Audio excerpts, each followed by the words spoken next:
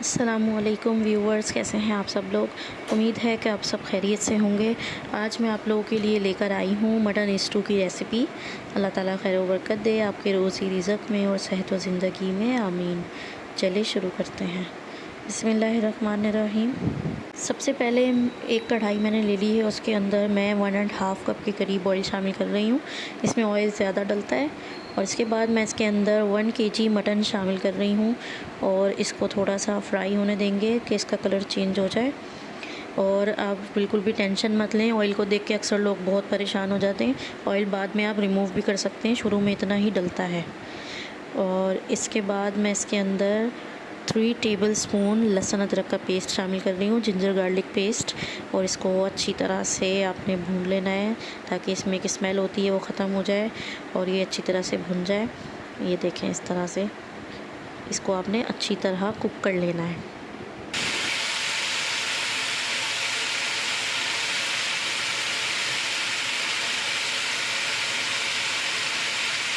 अब इसके बाद मैं इसके अंदर 4 से 5 मीडियम साइज़ की प्याज़ें मैंने मोटी मोटी काट के वो इसके अंदर शामिल कर दी हैं और इसको इसी तरह इसमें डलती हैं।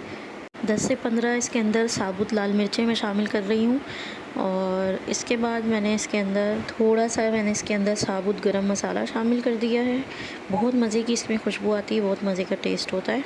1 टेबलस्पून धनिया पाउडर मैं इसमें शामिल कर रही हूँ। इसमें लाल मिर्च और हल्दी शामिल नहीं होती। और इसको अच्छी तरह से मिक्स कर लेंगे। ये देखें कि ये बिल्कुल वेल कंबाइन हो जाए। और फिर इसके बाद इसके अंदर मैं 2 गिलास के करीब पानी शामिल कर दिया, क्योंकि थोड़ा सा देर में गलता है। और इसको कुक होने के लिए रख देंगे। हल्की आंच करके इसको कवर कर देंगे और 30 टू 40 मिनट्स में इसको गला लेना है। और अगर आप कुकर में बना रहे हैं तो उसमें ये और जल्दी हो जाता है। उसकी हिदायत के मुताबिक आप इस्तेमाल कर सकते हैं। ये मैंने 40 मिनट्स के बाद इसको अनकवर किया तो ये कम्प्लीटली गल चुका है। ये देखें पानी कितना इसमें हैगा। और इसको अच्छी तरह से इसका पानी खुशक करना है, अच्छी तरह इसको भून लेना है कि इसका ऑयल सरफेस पर आ जाए, मसाला अच्छी तरह भुन जाए और कि दोनों चीज़ें सेपरेट हो जाएं कम्प्लीटली। आपने इसको कुक कर लेना है, पानी बिल्कुल ख़त्म हो जाए, इतनी देर आपने इसको कुक करना है। अब इसमें मैं थोड़ा सा दही शामिल कर रही हूँ फेंट के अच्छी तरह से। और इसमें बड़े मज़े का टेस्ट होता है। ग्रेवी तैयार होती है इसी चीज़ से, क्योंकि टमाटर तो इसमें हम डालते नहीं हैं। इसी तरीके से ये बनता है तो बहुत ही लजीज और बहुत ही मज़ेदार तैयार होता है। इसके बाद इसके ऊपर मैं बारीक कटा हुआ अदरक और बारीक कटा हुआ लहसुन गार्निश कर रही हूँ। ये इसमें लाजमी डलता है और एंड में ही शामिल करते हैं, बहुत ही ज़बरदस्त ये डलता है। और इसके बाद मैंने इसके अंदर बारीक कटी हुई हरी मिर्चें, ये भी मैंने इसके अंदर गार्निश कर दी है। इसका भी बहुत मज़े का टेस्ट होता है इसमें। इसको अच्छी तरह से मिक्स कर लेंगे ताकि ये तमाम में अच्छी तरह से वेल कंबाइन हो जाए। ये देखें। और फिर इसके बाद हम इसके अंदर नमक शामिल करेंगे 2.5 टीस्पून या फिर हस्बे ज़ायक़ा। और हम शुरू में नमक शामिल करना भूल गए थे, इसलिए एंड में बिल्कुल शामिल कर रहे हैं। और इस तरह से मैंने इसके अंदर शामिल करके इसको भी अच्छी तरह से मिक्स कर लेना है और कुक कर लेना है।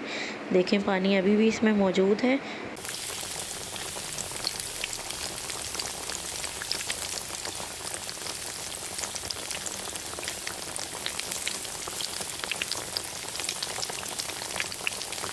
अब इसके अंदर मैं 1 टीस्पून पिसी हुई काली मिर्चें शामिल कर रही हूँ, ब्लैक पेपर पाउडर।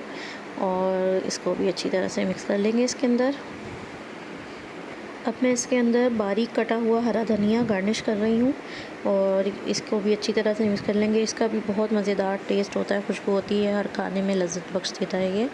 और कितना कलरफुल हो गया है, देखें कितना मज़ेदार लग रहा है। सहरी के लिए आप जब इसको बनाएं, सर्व करें इसको नान के साथ, रोटी चपाती के साथ, बहुत मज़े का लगता है। इस रेसिपी को आप ज़रूर ट्राई कीजिएगा, इस वीडियो को ज़रूर लाइक कीजिएगा, बताइएगा ज़रूर आपको ये कैसी लगी, दुआओं में याद रखिएगा। Thanks for watching the video. मिलते हैं आप सबसे इंशाल्लाह नेक्स्ट वीडियो में। जब तक के लिए अल्लाह हाफिज़।